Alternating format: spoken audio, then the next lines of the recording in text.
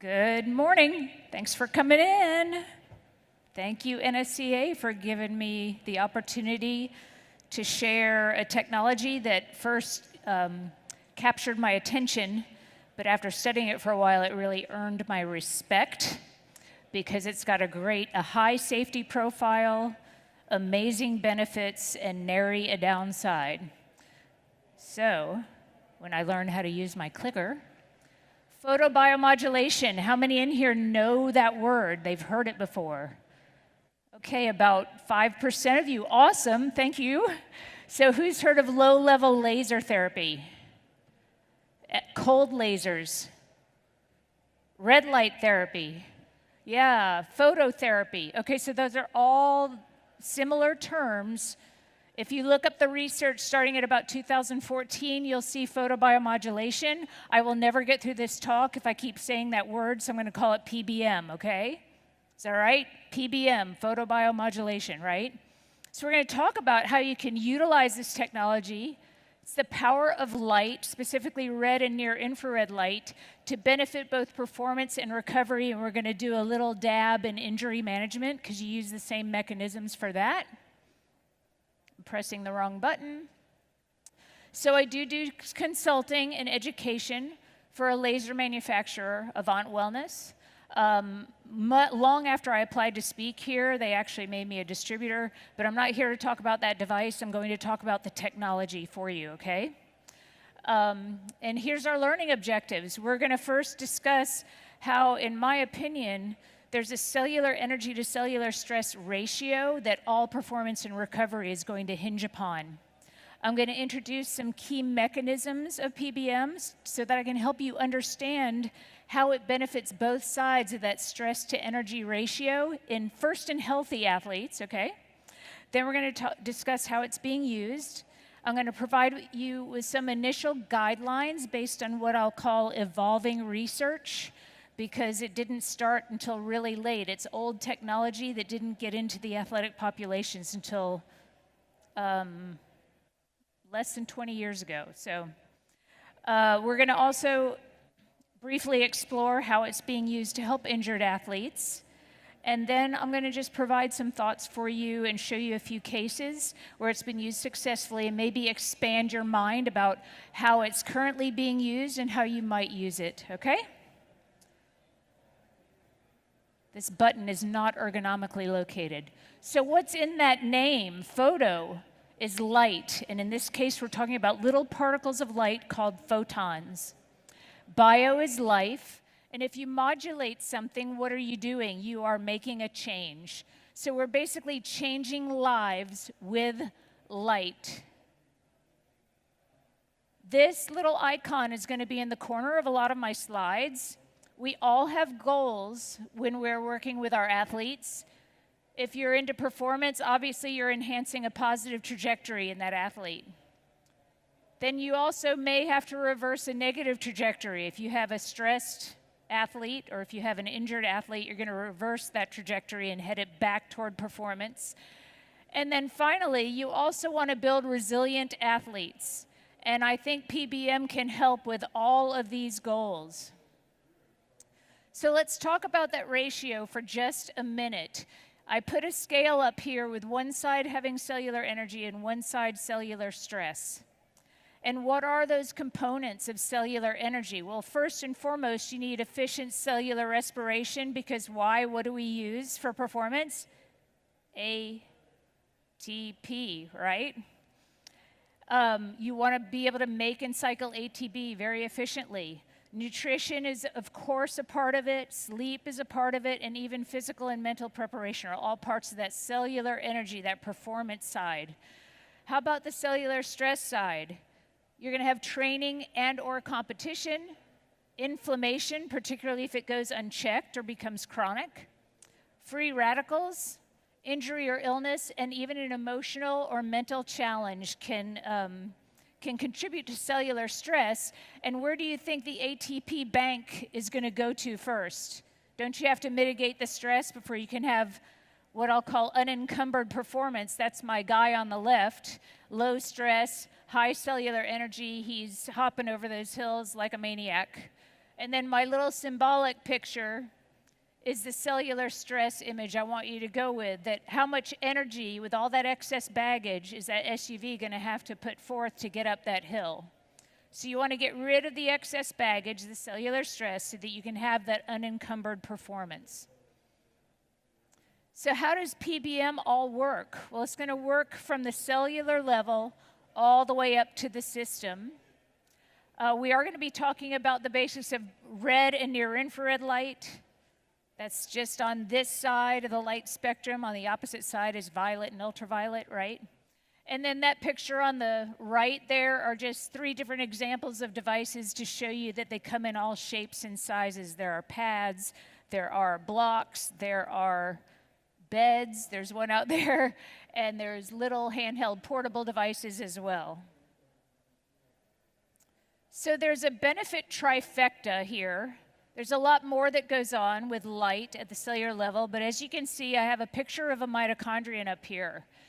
And there are 3 interrelated and interdependent functions that light is going to promote: healing, performance, recovery, and that is in the cycling and making of ATP, the use or the repurposing of nitric oxide, and even reactive oxygen species, which you may know as free radicals. Those are even going to come into play with light. So if you remember from your science manuals, that picture on the left is the electron transport chain. That's how we shuttle the electrons along to make ATP. In complex 4, which is the red one, there is a chromophore. A chromophore is a photon acceptor, a light particle acceptor. And when the light comes in, as you can see that light coming in, it actually helps shuttle along the electrons faster so that you cycle ATP. It doesn't do that by itself. I'm going to get into all of how this works. The picture on the right is just a close-up of the cytochrome C oxidase. That's our chromophore. And it has 2 copper centers. Oh, I went back. Where's my, there we go. Here and here. And they believe that that's what gives the electrical impulse with the light to shuttle those electrons along faster. So let's start talking about that ratio. How are we boosting cellular energy? Who in here drinks smoothies? A lot of you? Do you make them yourself? Yeah?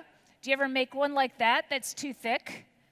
See how my straw is sticking straight up and I can't pull the energy out, right? I can't pull those nutrients out. So this is what happens in a stressed or hypoxic cell. You have interfacial water layers, both in the mitochondria and in the cell membrane, and they get compressed and dense and not very viscous, and they're sticky. And so what you have is a reduced capacity for ion exchange, number 1, and if you have cellular stress in the form of free radicals, they will stick to those water layers and build up, and it keeps sending those cells in the direction of stress. So what you do is you have the little flash of PBM. You like what I did there with the lightning bolt? And it affects the cells to change the density and the viscosity of the water layers to allow for better ion exchange and to prevent the buildup of the free radicals so that you can start having a proper stress response and recover faster. So now I'm going to, this little example here, this is someone I know from the gym. He posed for the picture. You've all had that experience, right, where you're waiting on a piece of equipment and someone's sitting there on their phone instead of doing their job so that you can get on and do your job, right? Well, this is what happens with nitric oxide in a stressed cell in a hypoxic environment. Nitric oxide, as you can see here, it actually squats on the cytochrome C oxidase, which is where oxygen is supposed to go so that you can make your ATP. So just like the guy in the gym, you shine the light on the cell and the nitric oxide says, oh my gosh, I got to get to work. I got to go do my job. And it goes out into the system to be the vasodilator. You guys know that that's what it does. It relaxes the blood vessels. So here we've got the interrelated, right? We have the ATP shuttle shuttle bus being stimulated. Now you've got better blood flow, which means more oxygen, more nutrients coming to the cells, right? Relaxed blood vessels, and that also includes lymphatic vessels. Those are endothelial cells. They will also be relaxed. So then you're getting the debris pulled away faster. So you're starting to see my passion about this, yes? All right. Last but not least, I'm going to talk about when you shine light. This, LLLT, that's low-level laser therapy. That's an older picture. That's really PBM. Okay, we're going to call it PBM. When you exercise, that's a new form of Olympic lifting where you actually press out on the plates instead of holding the bar. That's a funny picture, isn't it? Anyway, after exercise, you're going to, here, this is the cell wall. You may have some cell wall damage, which produces free radicals like superoxide, like hydrogen peroxide, and something called 4-MNE that you just need to know that prevents an appropriate cellular stress response. But when you use the light, you actually get the small burst ROS, but you've got the better water layers, and you've got more oxygen, you've got better blood flow. So what it's doing is helping you send out the help signal so that you get things like glutathione and SOD, which is superoxide dismutase. Those are two master antioxidants. And so what you're going to do is you're going to improve antioxidant activity in the cells, and therefore the tissues, and therefore the system. Are you guys getting excited yet? I'm pretty pumped about this, sorry. So we went over those basics, right? You're going to use this interrelated system of promoting ATP production, promoting proper use of the nitric oxide, even having reactive oxygen species that are allowed to send out the help signal instead of being in the sticky hypoxic cell, and preventing recovery, right? So you're going to accelerate recovery, improve performance, and I believe with regular use you can build resilience in your athletes.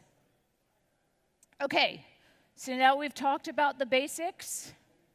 Let's talk about how the research is evolving for athletes. This is nothing new. The research on PBM is over 50 years old. Most of the literature will tell you that a Hungarian professor named Andrei Mester took some mice and he tried to use a low-powered ruby laser to give the mice skin cancer. He said, I'm going to see if this gives them cancer. He shaved their backs, and what he found is that the group that got the PBM, not only did they not get skin cancer, but the hair grew back on their backs much faster than the controls. And so, something good is happening to the cells in this system. Why don't we start looking at it? So they did a ton of research on animals. And then we started getting some human trials, but this was just the regular folks, okay? But the first athlete study actually wasn't done until 2008. And in 2008, we had 12 male volleyball athletes in a lab, and they did a pre-test. How many bicep curls do you do to fatigue, right? And then half the athletes got PBM, half of them got a placebo. It was what I call pre-conditioning. They did it before the second test. And I'll get to some of those parameters in a minute.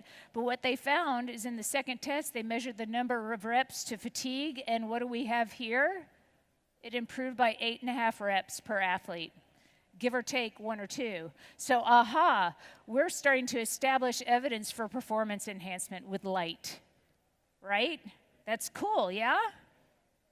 So then we start gathering our evidence, and we have enough evidence to start making these meta-analyses that everybody likes to read. The very first one was in 2013 with only 13 papers.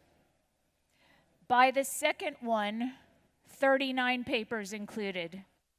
And after that particular meta-analysis, the IOC actually started recommending PBM for acute muscle recovery. By 2019, those are the same authors for the 2017-2019, same authors. They had 50 papers that they could include, and they did an update to the 2017 paper, and then they started developing for us some initial guidelines for use. Now, this is use in one way for muscle performance and also promoting recovery of that muscle. I pulled one, and there's a reason I pulled this one from the 2016. This is from our own Journal of Strength and Conditioning Research.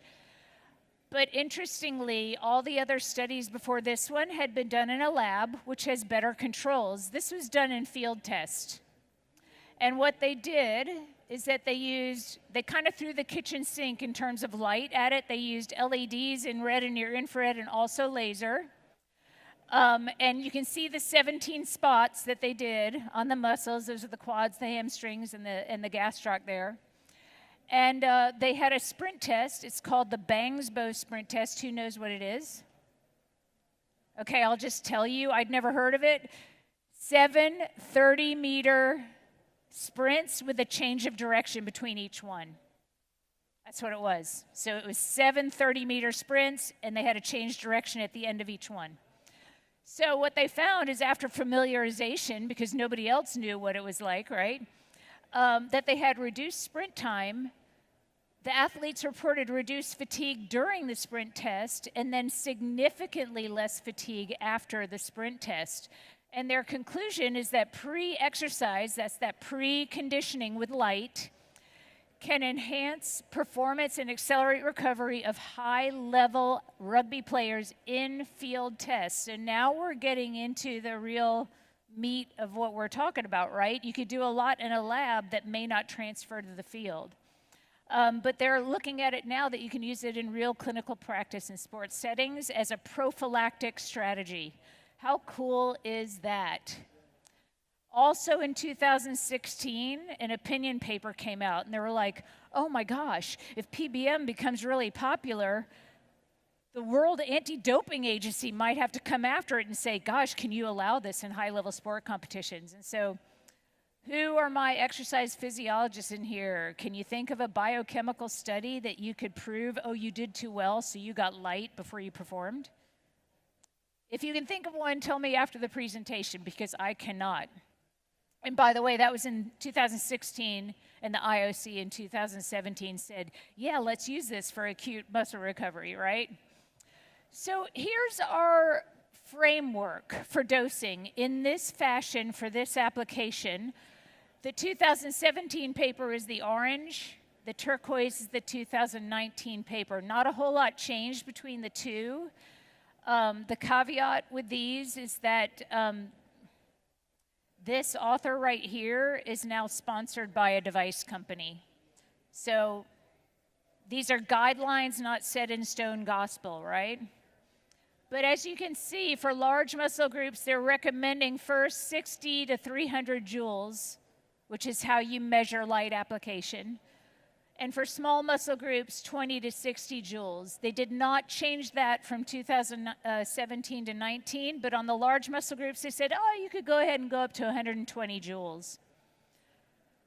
I put the key, by the way, over on the right, just so you understand a little bit more detail. I just have to roll because I have a lot of information. So I put together this little chart for you. This was their basic clinical recommendations. I'm going to talk about the right-hand side because these parameters are definitely going to be both device and recipient dependent. Because with your device, you have a total power measured in watts or milliwatts. You're going to have, which wavelengths do we have? Do we have red? Do we have near infrared? Do we have both? You need to know what your diode configuration is, and you also need to know if you have pulse capability. I have a slide where I'm going to give you details on that if you're going to consider a device at the end of this talk, which I bet you will. Okay?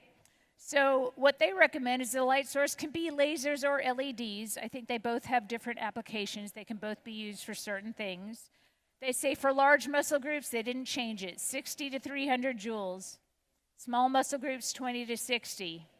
For the power, if you have a single diode, they say anywhere from, what do they say, 50 to 200? Yeah, 50 to 200 milliwatts, but if you had a cluster, they could be as small as 10 to 35. Well, that depends on how many diodes are in your cluster and how many total watts of power you'd like to have. The wavelengths, they said 640 nanometers for the red or the visible range and 950 for the near infrared or invisible. There's that author. This is based on the device that he's sponsored by. I figured that out after I put this together. I know the device. So a lot of the more commercial products out there are going to be 660 and about 808 or 810, but that's for another topic, another day. They say you can have pulsed or continuous light. The research pretty much says pulsed is better. For timing, the acute effects at a single event, they give you a range of 5 minutes to 6 hours before that event. That's going to have to be device and recipient dependent. There's no way that can be, that's too broad of a range. They're trying, okay? And then for strength training, they say 5 to 10 minutes before preconditioning. And for endurance, they want you to pre and post condition 5 to 10 minutes before and after the event. The length of time, they say 30 seconds, but if you have a really powerful device, you might get to that number of joules in 10 seconds. So you just have to be careful. These are guidelines, right? And then where for a single probe, you have to do a lot of sites because you've only got one little spot, right? Less than 2 centimeters away. But if you have a cluster, it can be larger. Again, you need to know your configuration. Last but not least, the technique is to, for these muscle things, is to do it stationary in contact with the skin with slight pressure. But there are surface diodes, there are recessed diodes, there's considerations with LED versus laser, with skin tone, skin thickness. If someone's super inflamed, they might feel some heat. And your sleep, hydration, and nutrition status, for sure, plays a role in how you use the device. Everybody with me so far? Good. So this is a 2021 review. No new guidelines were added, so please understand that those guidelines I gave you are already 6 years old, and they're really geared toward a very specific device. But what they did give us in this one is a really nice little chart that tells us what you can get with light therapy, right? And so on that left-hand side, with the green arrow pointing down, they're talking about you decreasing your oxidative stress, muscle fatigue. I would like to take out blood lactate levels because some of the research says despite no reduction in lactate levels, we still had great results. There's a different marker that I think you could look at better. But inflammation goes down, oxygen deficit, dyspnea, that's a fancy word for shortness of breath. Look at these last two, though, the loss and detraining periods and reduction in muscle injuries. That's that resilience that I'm talking about. I think that's one of the most important takeaways for this. And then on the ergogenic side, you can increase performance, muscle strength gain, speed of muscle adaptation. That's not a bad benefit. Ventilation rate, time to onset of muscle soreness, and quite honestly, whoops, I would take that and move it over here because it actually reduces or takes it away. Time to exhaustion is increased. The effects of aerobic training are increased. And then here in the bottom again, stress, resilience, and recovery speed. Resilience, resilience, resilience. So this is mostly from a 2023 review. Again, no new guidelines, but these are extra things that they found. Reductions in DOMS and soreness measures, reductions in muscular pain, reductions in T-bars. That is a byproduct of that lipoperoxidation, the cell wall damage. Creatine kinase, that's the one I would have put on the other one because it consistently shows reductions in that muscle damage marker. Qualitative fatigue index is another reduction we found. Improvements in hypertrophy and MVC. And when I say chronic, I mean regular use with your programming. It's not done in isolation, with your programming. VO2 max, and that's relative and absolute. You can improve HRV, post-injury return to performance time, and even motor performance, and that's a burgeoning area of research utilizing light transcranially. It does penetrate the skull, and it's doing a lot of cool stuff. So let's talk briefly. I just yanked a couple of studies to throw in here. I could talk all day about this stuff, but I tried to pull the most important ones. these were in-season NCAA soccer athletes. He's only 2 years old. They laid in a bed that was similar. It wasn't the one that's out here. It had about 1,000 red and near-infrared diodes, and they got a chance to lay in those beds 20 minutes post-conditioning, is what I call it, after training 2 times a week for 20 minutes. And they wore Oura rings to measure heart rate, HRV, total sleep time, and respiratory rate. And what's interesting is that their HRV improved, their heart rate and respiratory rates decreased, but oddly, they had on average 40 minutes less total sleep time. So what that tells me is that perhaps they lengthened their time to fatigue and they had an easier time recovering, so they maybe didn't need as much sleep. I don't know. What do you guys think? So, ubiquitous in our industry, all over the place. How many people use cryotherapy for recovery? You use ice. Ice, ice, ice, yes.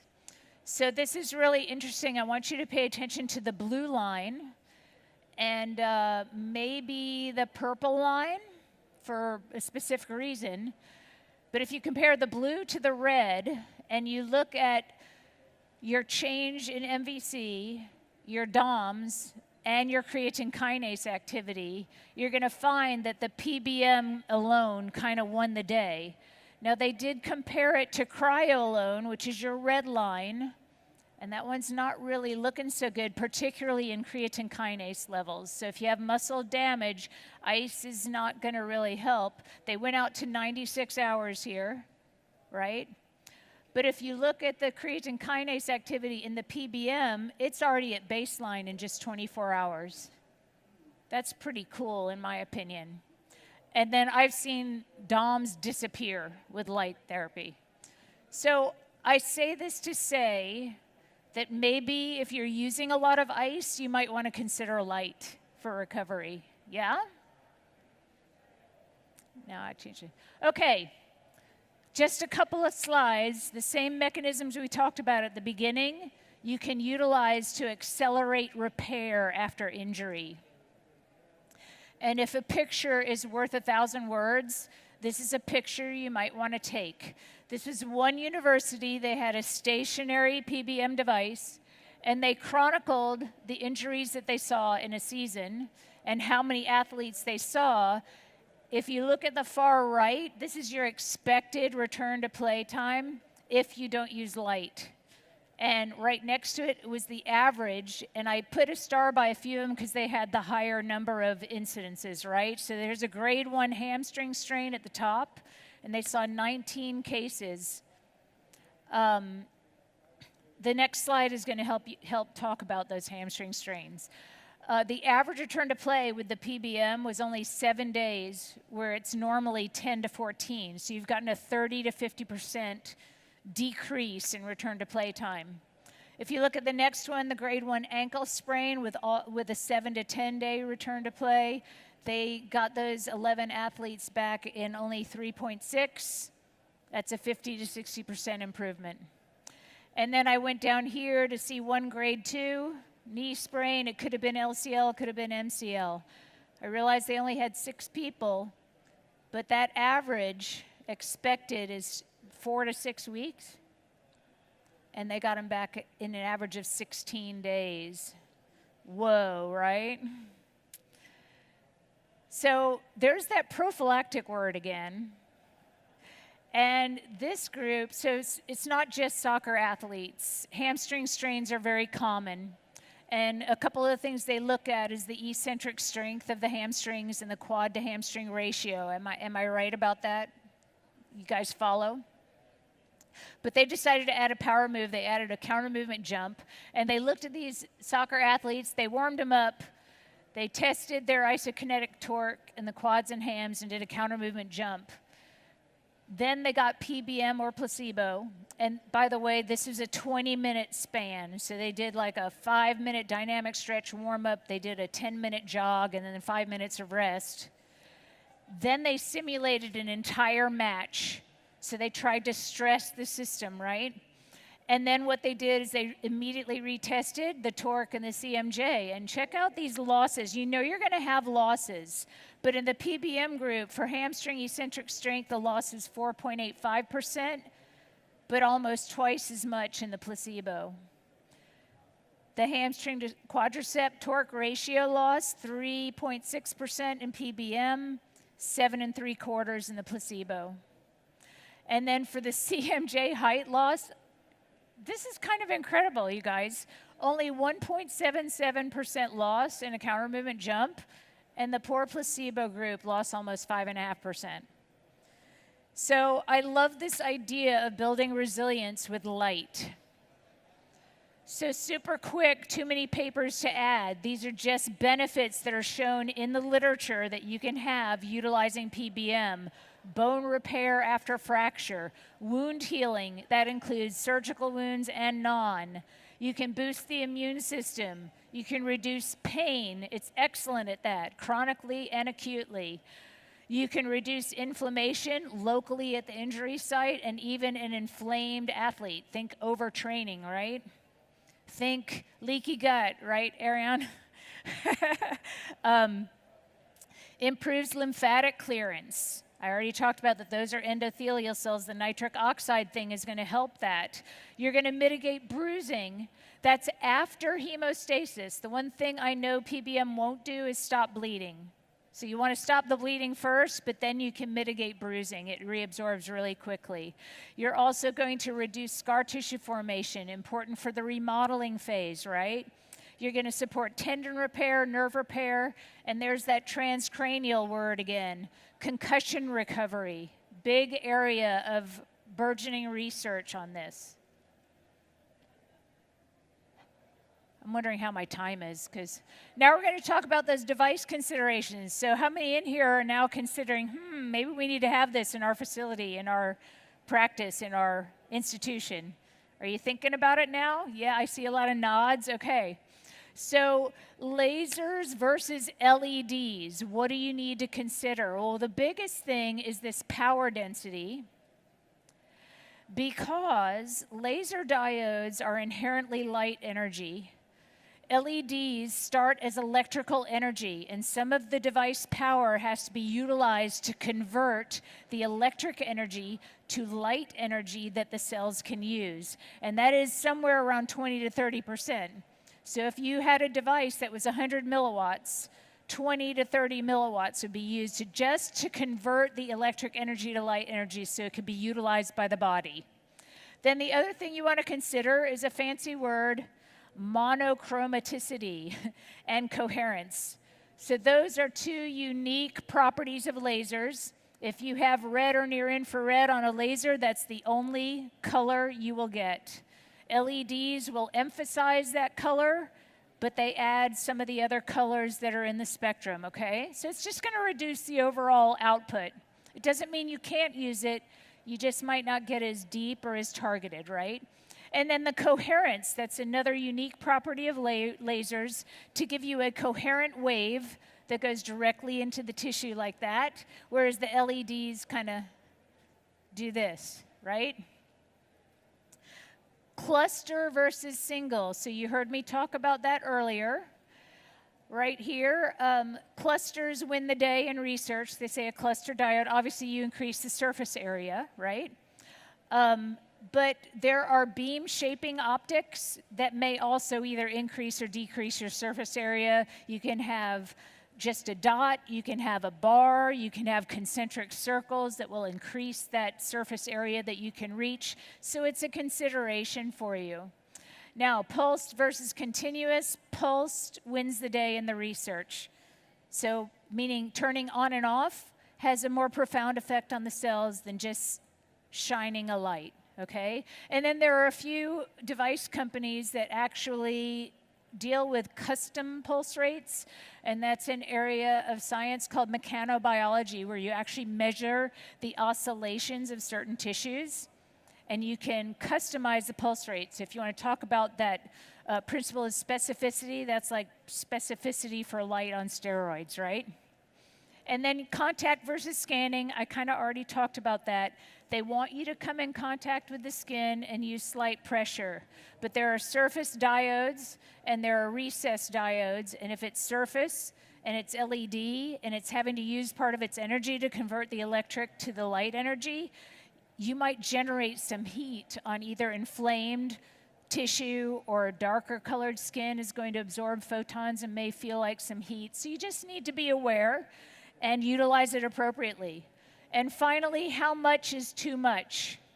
So the older research that was done in vitro, that means a petri dish or a test tube, they found a biphasic dose response, that if you didn't do enough light, you didn't get any therapeutic effect. And if you did you had a sweet spot, you had a curve, and then if you did too much, what you wanted to stimulate, you would actually inhibit. However, as we started getting human trials, they really have not seen that biphasic dose response. Instead, they see more of a selectivity with the cells, that if the cells are stressed and they need the photons, they will take them. And when they have enough, they just say, move along, move along, move along. Okay? So it doesn't mean you go and put a light on yourself and fall asleep to it. But what it means is you can trust that it has a high safety profile, that you're not going to maybe do the damage that you could be afraid of doing. Am I making sense? There's my high safety profile. I want to speed through this because I have cases next. How much time do I have? Okay. So hardly any adverse events have been reported with the use of light. I mean, how natural can you get? You guys are used to this because your skin has chromophores in it that utilize ultraviolet light to make vitamin D, right? This is just on the other end of the spectrum of the red and near infrared, and the mitochondria use it to make ATP. You got me? It's a very similar concept. Anyway, when they have some kind of weird adverse event, like maybe someone says, oh, I got a headache, or oh, my skin felt hot, the placebo group said the same thing. So the contraindications, there's differences in how you use it versus where to use it. So there's not enough research yet to put it directly on cancerous tumors. Not enough research using it on a developing fetus in utero. I'm not sure why someone would want to do that anyway. And then the other two are with medications. If you take an immunosuppressive medication, there's immune modulating capability with the light, so you might be negating some of the properties of your meds. And the same with photosensitivity. At the site of application, you might be a little more sensitive, maybe get a little sunburn looking thing, right? And of course, how you use it, you don't ever want to shine this light directly in your eyeball because you might hurt your retina, okay? So let's kind of move forward. You heard me talk a lot about preconditioning, and that's really geared intuitively more toward performance, right?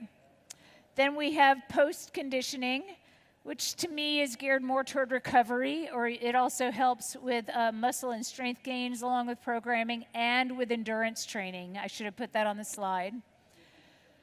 Co-activating with PBM, we did not talk about. There are ways to do it. The one study I found I didn't include because they said, well, we tried to shine it on the muscle while they were stressing the muscle, like you saw with the preconditioning, and they got no therapeutic effect.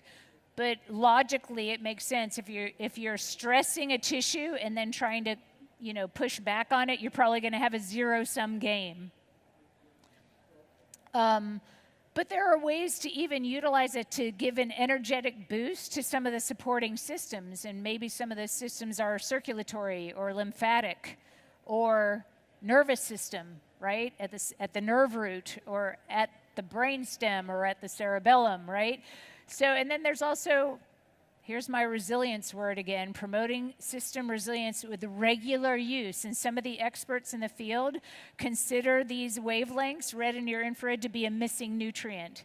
Just like you make vitamin D with the ultraviolet in your skin, you're making ATP and you're promoting antioxidant activity or reducing inflammation with those, does that make sense to you? With those chromophores. Okay, it's time for my little cases to show you. You guys ready? This is an ex-college baseball athlete. How many in here either did have a knee replacement, who used to be, was an athlete, or they know somebody who was an athlete, and then by the time they were 50-something, they had to get a knee replacement? A lot of people, right? So that's this guy. And this first picture here, that's 2 weeks after a total knee replacement. Does it look pretty swollen and pretty bruised and inflamed? And this gentleman actually was very afraid of getting addicted to the narcotic pain medication that they gave him.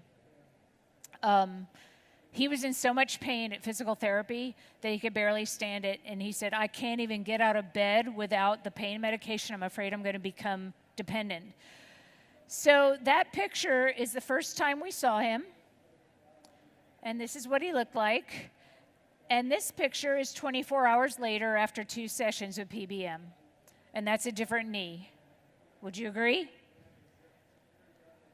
Fast forward, this is 4 weeks after that, so 6 weeks total after his total knee.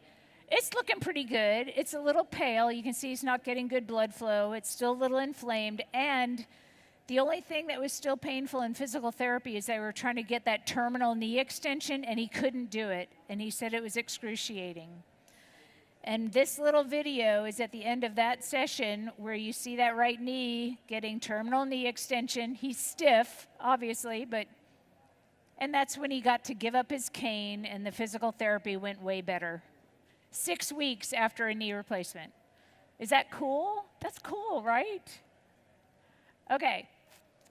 Next one. 15-year-old super fast female track athlete.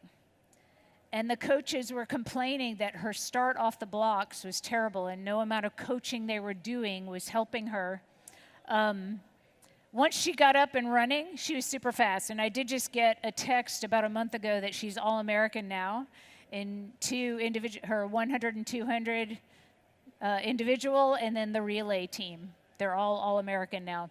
So if you want to look, she actually had an undiagnosed head injury about 5 years before this, and it was residual things from that this is what her takeoff looked like. So she had vestibular and visual issues that were just preventing her from really being able to get off those blocks. And now you guys are going, okay, that's crazy. She's a track athlete, but I promise you, after about a month of co-activating with light and changing the trajectory of her vestibular and her visual issues, which is in the brainstem. And if you don't have a happy brainstem, you cannot have cortical control over those movements. That's just the way it is. That's the more primitive brain, and head injuries will take you back there. All right, last but not least, I love this young man. I didn't meet him until he was 24, but at 18, he was a high school lacrosse athlete, going to play in college, and he suffered an AVM, which is a hemorrhagic stroke due to a malformation of blood vessels in your brain. And it affected his left motor cortex and his basal ganglia. He had motor apraxia. To get out of the wheelchair took him forever. And then he would stand there and just have to think about, how am I going to walk? And when he would finally be able to walk, he'd just repeatedly keep himself from falling, and you'd have to stand in front of him and block his shoulders to get him to stop. He could not take his right arm overhead. There was a lot going on. He had been I'm in Atlanta, and he had been in Shepherd Spinal Center for about a year, and I didn't see him until 6 years later. But I just want to show you, no. Why is it blacking out? You guys, he was able to do Superman. And if that won't play, like, I have tears in my eyes just thinking about the changes we were able to make with this young man. So he was able to do Superman. You know what that is, where you lie on your stomach and you move up. And that's a super important repatterning for gait. And I don't know why these are going black now. I'm very upset. Because he stood right up from that wheelchair, walked across the room, stopped himself at his door. I was going to his house. Stopped himself at the door, turned around, walked back, avoided the little dog that was barking, and just sat right back down in his wheelchair. And that was, I don't know, I only got to see him like once every 2 weeks, and we worked together for about 6 months. But that's the power of light to change something that they did not think could be changed. And so, in my opinion, that's about as cool as it gets. Okay, do I still have time? Oh my gosh. So I mentioned the thing about custom pulse rates, and you guys will have to watch this pretty closely. This is an 8-second video of an athletic trainer sent this to me. It's obviously an ultrasound. And this is just the potential of custom pulse rates, okay? So when he sent it to me, he said, "What do you see?" And I go, "Give me context." And he wouldn't give me context. But it's 8 seconds long. And this is the vastus lateralis, by the way. And you see it kind of shimmying. You see it doing that shimmying thing. And then the last 2 seconds, it stops. So I finally said, I go, "What are you showing me? Those aren't lesions, are they? What? Are you trying to show me some serious injury?" He goes, "No, that is a muscle weakness setting on a laser." And it was vibrating the muscle, which allows it to start reporting to the brain, so you can start co-activating and rebuilding strength with like isometrics and have it vibrating so that you speed up that loop, that communication loop. So anyway, yes, I'm a nerd. Yes, I love this technology. Are you guys starting to love it too? Are you excited about it? Okay. You know, that's what I have. This is how to stay in touch with me. I could have talked for about 4 hours. I just tried to include the very basics for you, but I am definitely open to questions. So if we have some from online, if we have some in person, there's people over there.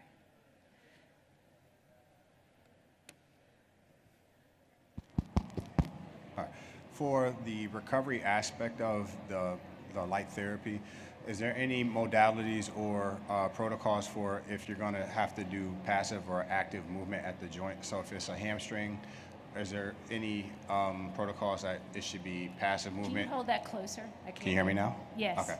So if you are doing a hamstring light therapy on there, would there be any protocols in place where the person is either just laying down, or should there be passive or active movements at the joint? So you're asking passive or active after a strain? During the light. So if they're getting while the light you're therapy shining on this, light, yes. and they've had a hamstring strain, is that what you're asking Yes. me? So I'm a big fan of using light isometrics while you shine light. But that whole thing about co-activating, to me, it's kind of interesting stuff. The young man who blacked out, the way we prepared him was putting light on his spinal cord and his cerebellum and just kind of preconditioning for those patterns to just be received better by the nervous system, or that's how I envision it. Does that make sense to you? But I have, yes, used, hey, do a light isometric, especially with the muscle weakness setting is the device I consulted on, so I confess that much. But I'm not. I'm selling you on the technology. There's a lot of good devices out there, but I love doing light isometrics, or maybe even a little pumping action, right? So just a little bit of like, hey, just go into a little bit of extension, then come back. A little bit like mild stuff. So you're just rebuilding the pattern, but you're feeding it with more energy. Does that make sense? And reducing inflammation. Great question. Yes? So this is actually kind of building what you just said as far as the different options. So if somebody was looking to bring this into their clinic, and they, would there be one device you would recommend they start with? You've got the handheld ones, or we've got this full body one that I'm looking at out here. What would you recommend? And maybe this is a more in-depth question after. It's probably something I'd rather talk to you offline. Yeah. So those LED pads and the big panels, to me, that's overall pain modulation, reduce inflammation. The handheld, the custom pulse rates, those are for more targeted application. So everything has its place. It just depends, what is your clinic doing? What what is your desire? How mobile do you have to be? You know, a lot of them have cords, and that's going to be a non-starter if you're trying to do something in a field test or something on a, you know what I mean, on site. So, but it's a great question. I think there's a place for a lot of it. I just love the technology. I love its safety. I love its efficacy. If you want to get an athlete from here to here, whether it's performance or injury repair, you're going to shrink that time.